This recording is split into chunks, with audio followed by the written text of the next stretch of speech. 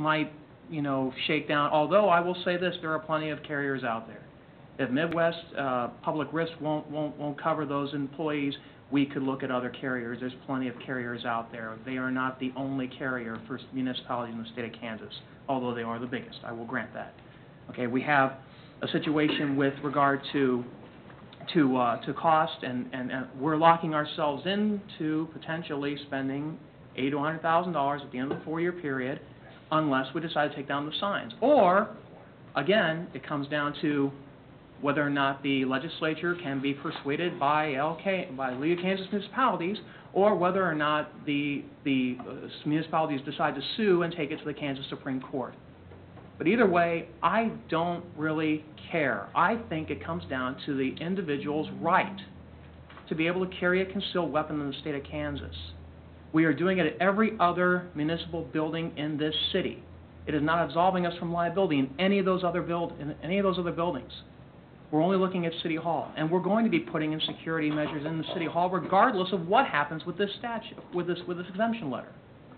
So I really am saying let's look at this from the standpoint of the rights of the people of the city, and not necessarily based on, you know, what ifs and hypotheticals. This is not a what if or a hypothetical to a concealed carry permit holder who's going to have their rights trampled on. I will. The rights of the people in this city, which we have about, maybe 2% if we look at statewide, 300 people in the city who potentially are concealed carry. Mm-hmm. So from my perspective, the other people, this is a democracy, have as much right to say what they want in their public buildings. These are buildings owned by every resident that is a taxpayer in this city. So as I stated, and you probably have information different, if I were to go on majority, the majority of the feedback that I've received, again, not overwhelming at all, is there are people out there who say support this exemption. So I would say that this is not as cut and dry as people like to make it out to be. I would say that many residents, and I will tell you that of those 14 people, 3 of them are concealed carry holders who do not believe that we should be allowing concealed carry in this building. So, again, this is not cut and dry, and it comes down to what we don't know. There's quite a bit that we don't know. Anyone else? I have a question. So the recommendation says it exempts its buildings, and I thought it was just City Hall. Or is it all? Because that's different than what it was. The wording of the recommendation does say buildings, but at this point, the building that's been identified, the lone building that's been identified. City Hall. Can I amend the motion just to make sure it's stated clearly?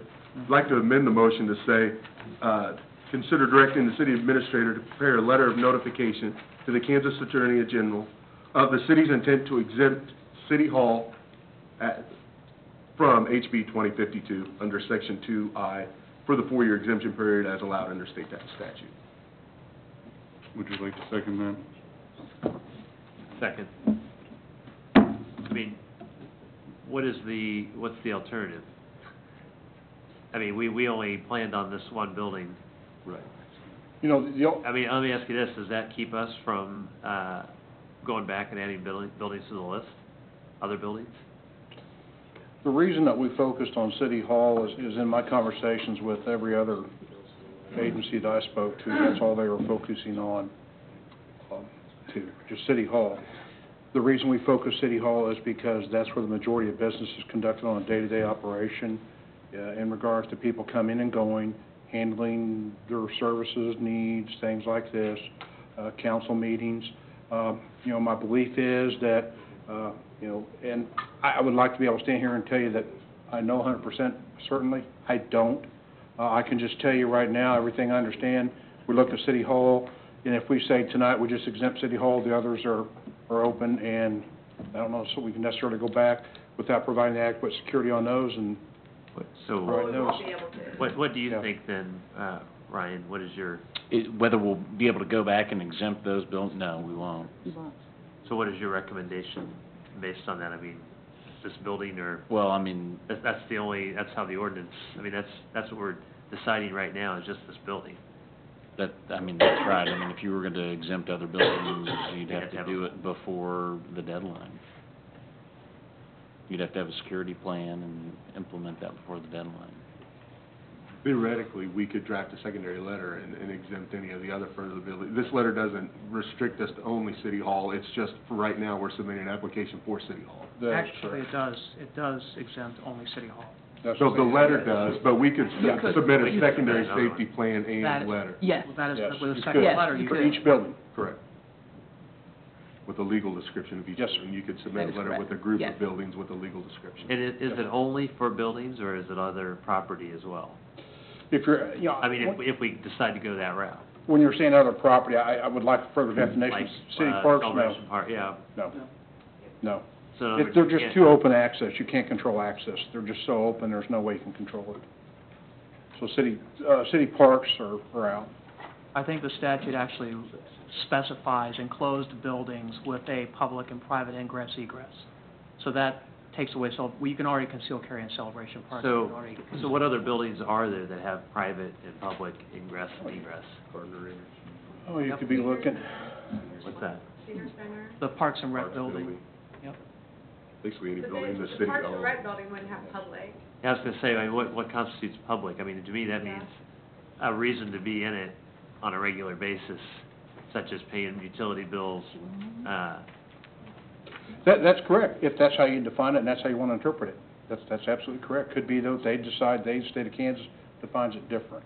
Again, when we focused on this, I focused, again, just based on talking to my peers and what everyone is looking at and working towards. And almost exclusively to the letter, I'd have to say 100% said, we're just worrying about City Hall.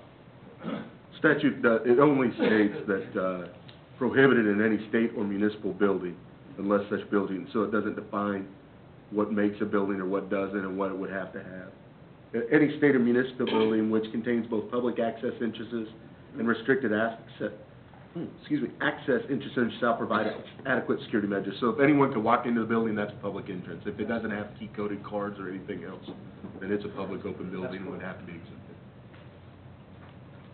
And right now, they can walk right into Gardner Energy, they can walk into the senior center, they can walk into the public works building. Sure.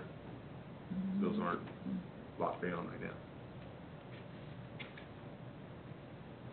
well, I mean, in addition to this, should we be considering other buildings? For me, I think that's an opinion on what, if you would like to or not. I mean, I'll do whatever you all direct. Right, If you well, want I to mean, say we include all buildings, then I'll include all buildings. But we need to see security plan for all of this. To get the exemption, you need a security plan in place. in the Yes, for every building. By, In a legal building description. Yeah. Which can still be done. I'm And I guess directing, it'll be I'm done. looking for some guidance from either of you as to whether we should do that. Is this also a matter of, This is, Well- they're just gonna toss it back at us because Well, I'm it's a just- policy level decision. I know, but I mean, I guess it's gonna involve expenditures and very limited access by the public in most cases, right? We I should mean, probably move on this and then have that as That's part of true. council update, since this is important, and That's then a good decide if there's a point. consensus to do that. Unless there's anyone else that has comments or questions, we've got a motion from Councilmember Freeman and a second from Kodovich that we direct the city administrator to prepare a letter of notification to the Kansas Attorney General of the city's intent to exempt its buildings from HB 2052 under Section 2I for the 4-year exemption period as allowed under said statute. And actually, that's to exempt City Hall from HB 2052. That's correct. All those in favor indicate by saying aye. Aye. All those opposed? No. Motion carries. Thank you, Mayor, council members. Thank you, Chief. New business item number 5. Consider resolution number, Katie? 1898. 1890, amending the schedule of fees. 1898. 898. Amending the schedule of fees for Title